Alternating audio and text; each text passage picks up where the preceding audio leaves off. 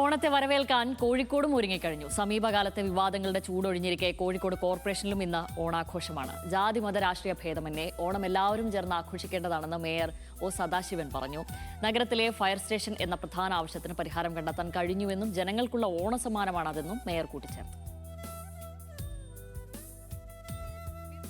ദിവസങ്ങൾ മാത്രമാണ് ബാക്കി. ഓണാഘോഷത്തിന് സംസ്ഥാനത്ത് ഒരു കുറവുമില്ല. തദ്ദേശ സ്ഥാപനങ്ങളും ഒട്ടും തന്നെ പിന്നിലല്ല. നമ്മളോടിപ്പോൾ കോഴിക്കോട് കോർപ്പറേഷൻ മേയർ തന്നെ ചേരുന്നുണ്ട്. സർ, എങ്ങനെയാണ് ഓണാഘോഷങ്ങളൊക്കെ എങ്ങനെയാണ് കോർപ്പറേഷൻ? ഓണം വളരെ വിപുലമായ നിലയിൽ നമ്മുടെ മലയാളികൾ ആഘോഷിക്കുകയാണല്ലോ.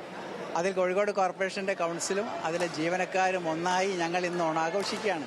ആ ആഘോഷത്തിൻ്റെതായ വിവിധ ദൃശ്യങ്ങൾ നിങ്ങൾക്ക് ഇവിടെ കാണാൻ കഴിയും. കോഴിക്കോട് കോർപ്പറേഷനെ സംബന്ധിച്ച് വിവാദ വിഷയങ്ങളൊക്കെ സമീപകാലത്ത് ഉണ്ടായിരുന്നു. എന്നാൽ അതിനെല്ലാം മറികടന്നാണ് ഇപ്പോൾ ഒരു ആഘോഷ ഒരു സാഹചര്യം തന്നെയാണ് ഇവിടെ കാണാൻ കഴിയുന്നത്. എന്താണ് പ്രത്യേകിച്ച് എന്തെങ്കിലും കലാപരിപാടികൾ അല്ലെങ്കിൽ കായിക വിനോദങ്ങളൊക്കെ ഏർപ്പെടുത്തിയിട്ടുണ്ടോ? ഉണ്ട്, ഒട്ടേറെ കലാപരിപാടികളുണ്ട്. വിവാദങ്ങൾക്കൊന്നും ഇവിടെ ഒരു പ്രസക്തിയും ഇല്ല. അക്കാലത്ത് ഓരോ വിഷയങ്ങളിൽ ഉണ്ടാവാം, പക്ഷെ അതിനേക്കാൾ അപ്പുറത്താണ് സാധാരണ മലയാളിയുടെ സാംസ്കാരിക ഔന്നത്യം. ഇത്തരം വിശേഷ ദിവസങ്ങളിലൊക്കെ ഒന്നിച്ച് ചേർന്ന് അത് ആഘോഷിക്കാനും ആ ഒരു സാംസ്കാരിക ബോധം ഉള്ളൊരു നാടല്ലേ നമ്മുടേത്. നമ്മൾ ഈ കോഴിക്കോട് നഗരത്തിലെ ജനങ്ങൾക്ക് വേണ്ടി പ്രത്യേകിച്ച് എന്തെങ്കിലും ഓണസമ്മാനങ്ങൾ ഒരു മേയർ എന്ന സ്ഥാനത്ത് ഒരുക്കിയിട്ടുണ്ടോ?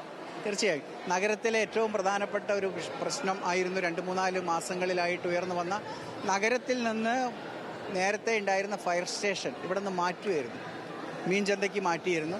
അപ്പോൾ നഗരത്തിൽ വരുന്ന ഏതൊരു ആപത്തുകളും തീപിടുത്തമുണ്ടായാൽ ഉടനടി എത്തിച്ചേരാനുള്ള മാർഗം ഉണ്ടായിരുന്നില്ല.